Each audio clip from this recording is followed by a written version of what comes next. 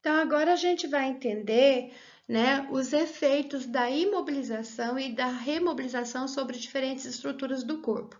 Aí a gente vai começar, então, pelos músculos e tendões, né?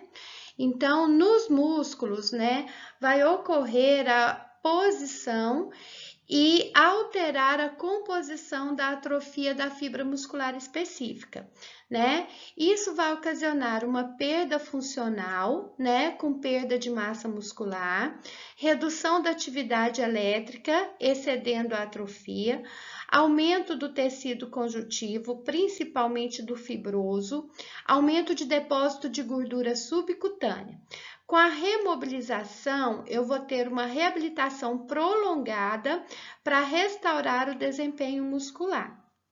Quando a lesão é no tendão, né, a imobilização ela vai causar uma redução do tamanho e do número das fibras de colágeno. As fibras de colágeno elas vão ficar mais finas e desorganizadas, levando à intolerância à carga, ou seja, qualquer excedida mínima que der o movimento, eu posso ter ruptura de tendão, né? Isso leva a uma redução do conteúdo de água e do glicosaminoglicans, né? Que é uma proteína, tá? Que compõem as fibras do tendão, aumento da síntese e degradação do colágeno, redução da força de tensão, rigidez elástica e peso tecidual total. E com a remobilização, né, vai ocorrer um estresse mecânico e isso vai aumentar a força de tensão e a capacidade de absorção de energia desse tendão.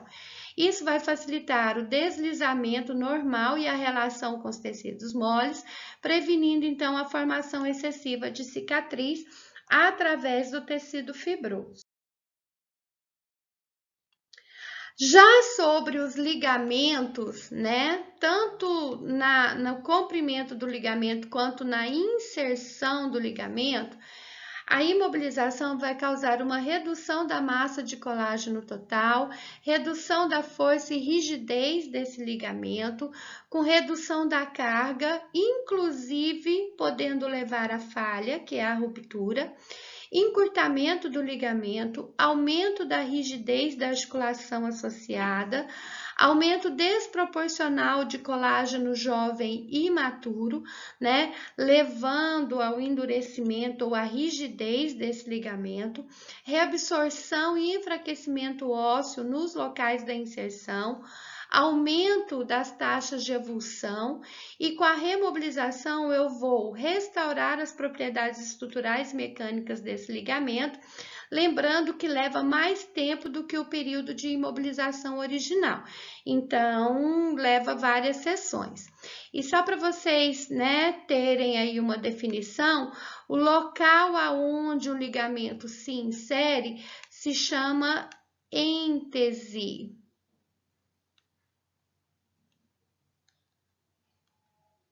Ok?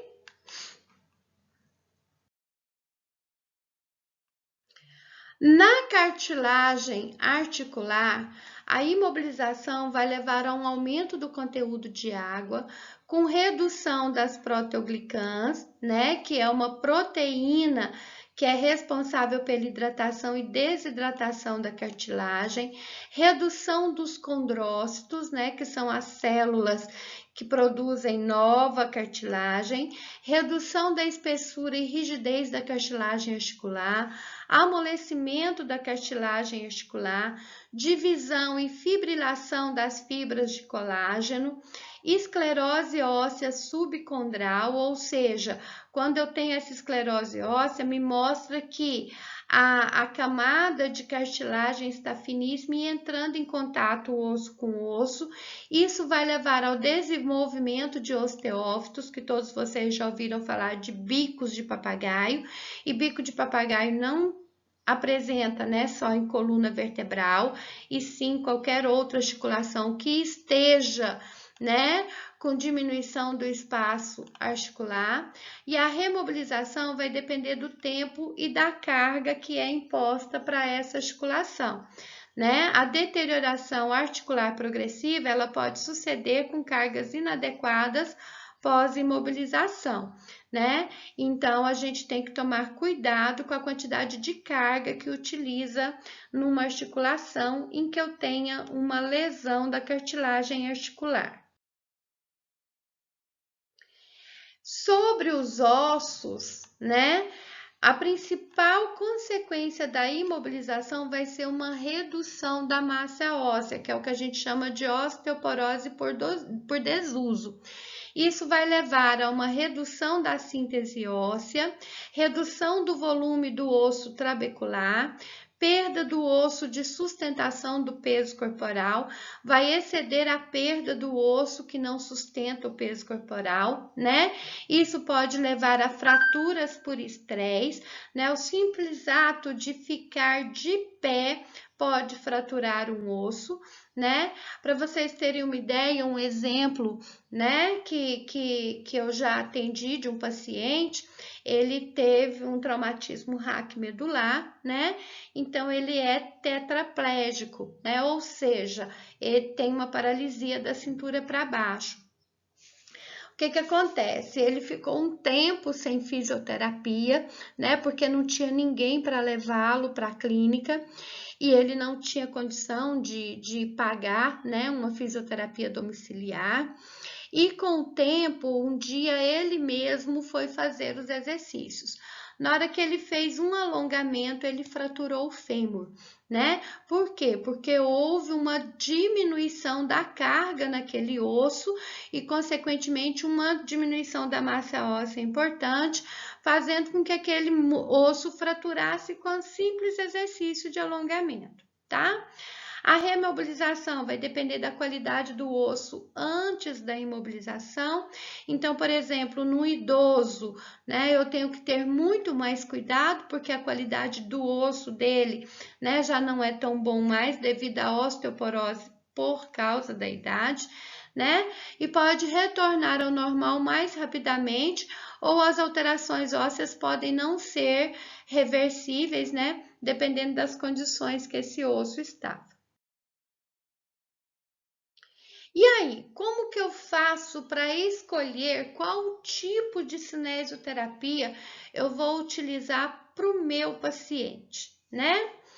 Os principais, né, tipos de cinesioterapia, principalmente para trabalhar a amplitude de movimento, então, é a mobilização articular passiva, os exercícios de ADM, que a gente vai ver agora, a mobilização neural e os alongamentos. A mobilização neural a gente não vai ver na nossa disciplina, tá bom?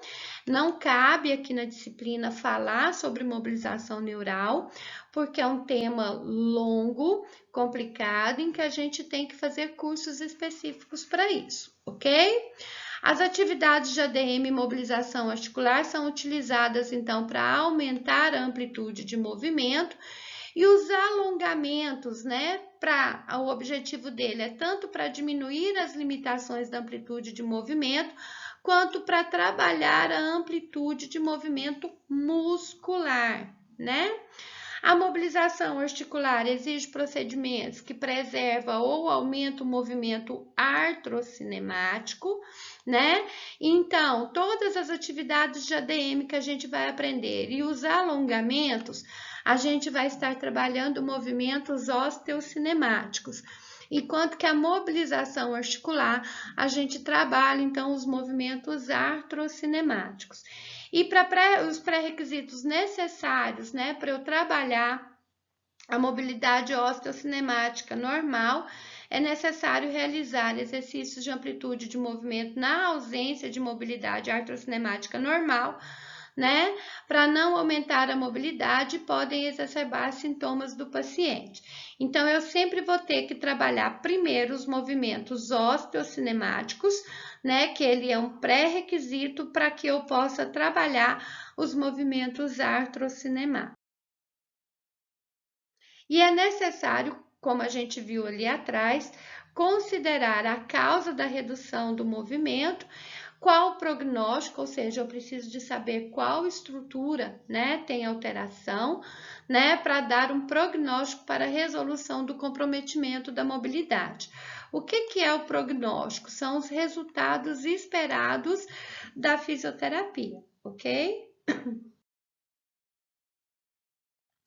Então, a primeira técnica que a gente vai falar agora é o exercício passivo, né?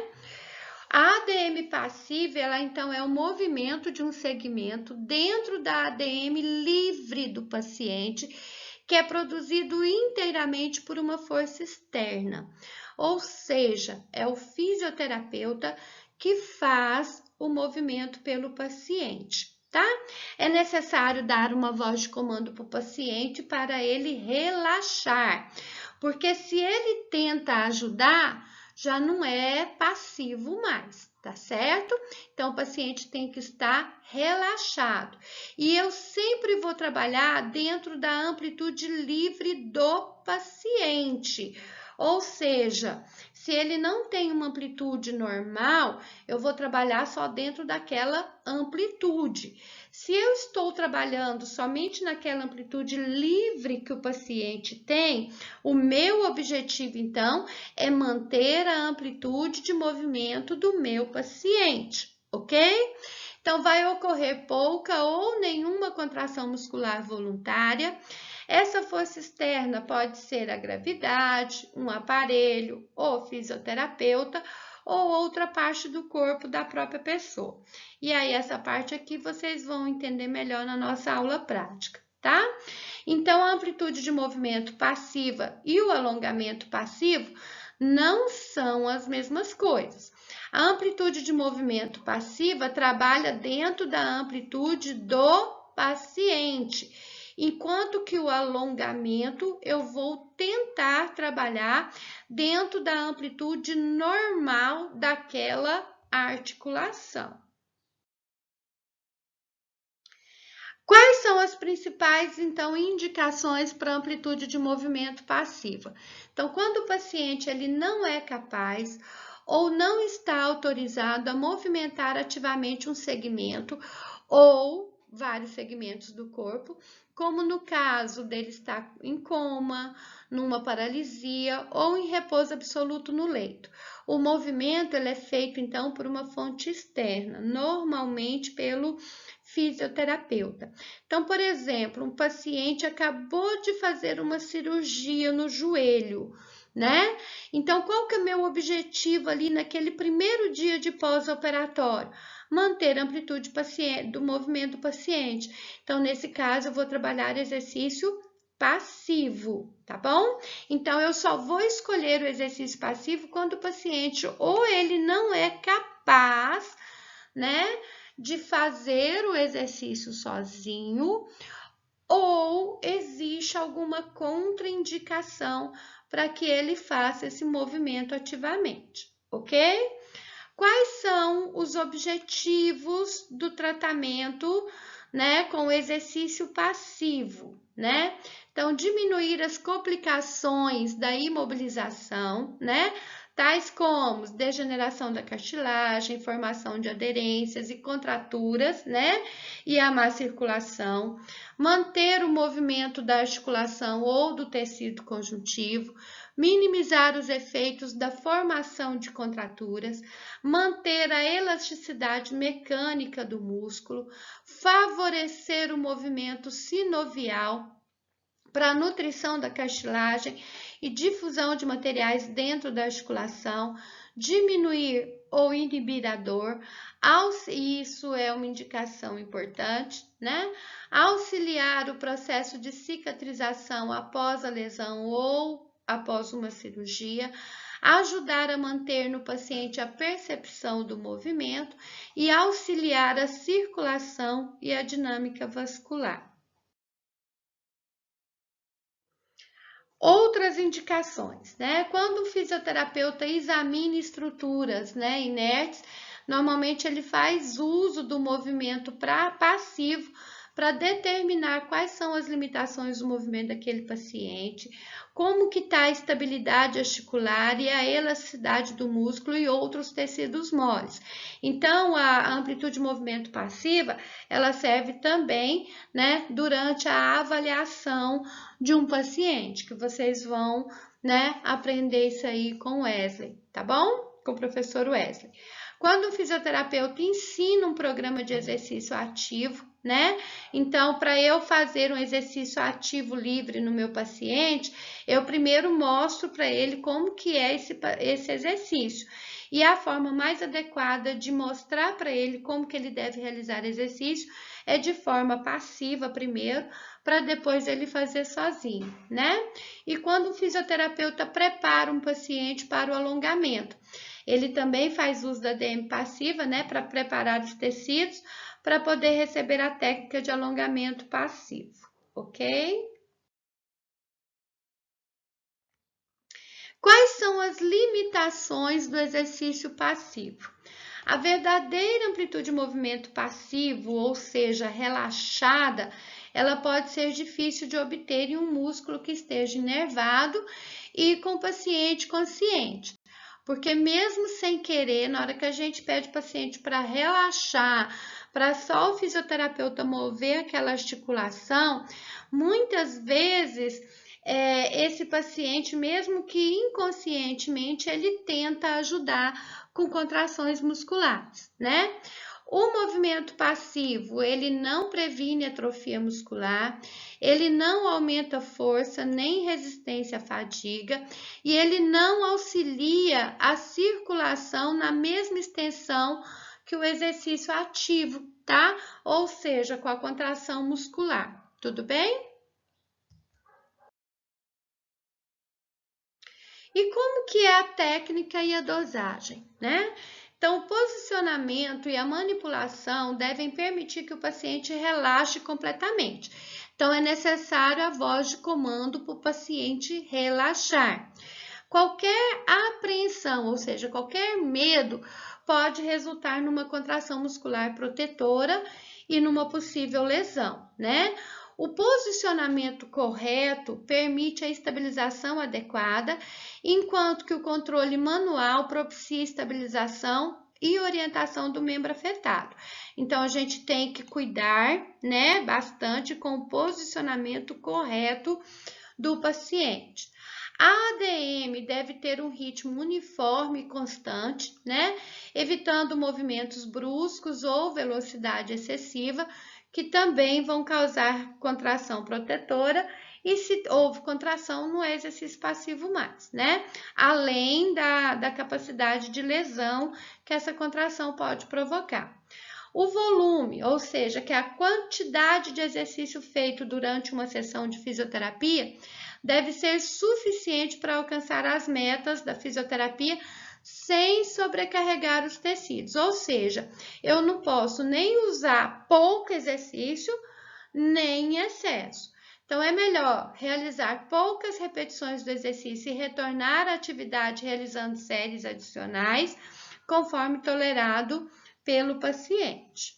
Então, eu sempre vou trabalhar dentro do limite do meu paciente.